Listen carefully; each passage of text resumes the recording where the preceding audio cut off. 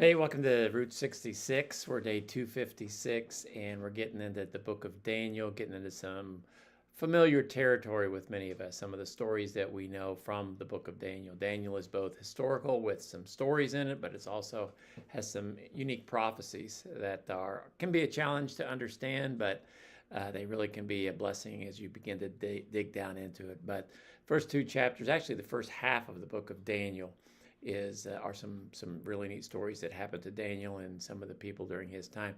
Daniel was taken into captivity to Babylon. He and three of his friends were taken there, and that's what Daniel chapter 1 opens up with.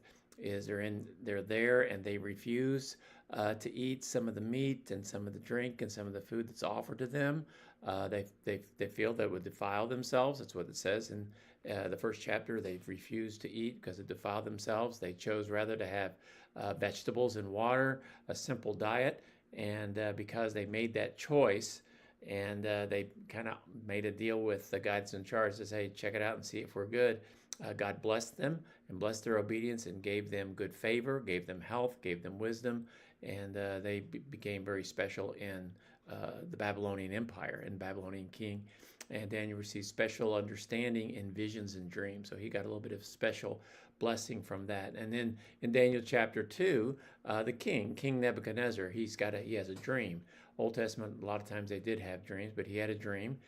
None of his wise men could interpret it.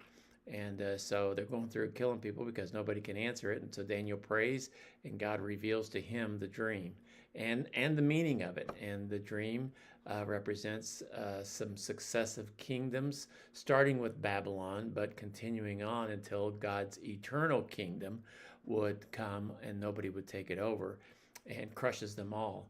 And because Daniel was able to interpret it correctly, according to Nebuchadnezzar, and if you look down through history, he was right. Daniel is promoted. His friends are elevated with him. So some good, really neat things about standing true to God. And actually, those are some of the lessons, the valuable lessons that we learn from today's reading, these two chapters. First lesson, faithfulness in the small things lead to greater influence. It'd be real easy for Daniel to compromise, but he refused to compromise. He did what was right, and small of a thing is what he ate. And he showed a loyalty to God, a loyalty to God's people, and God rewarded him with wisdom and with leadership. Second thing, God reveals mysteries. You know, there are some things in life, there are some things even in the Bible that are mysterious. And mysteries belong to God. And however, sometimes God reveals them to his people. And that's exactly what God did to Daniel. Nebuchadnezzar didn't understand it, but God knew it, and God revealed it to Daniel. So sometimes God gives special understanding to his people. So it's kind of neat when he does that. But then the third is that God's kingdom is eternal. Kingdoms will come and go, big ones and small ones, empires, countries, powerful and then weak.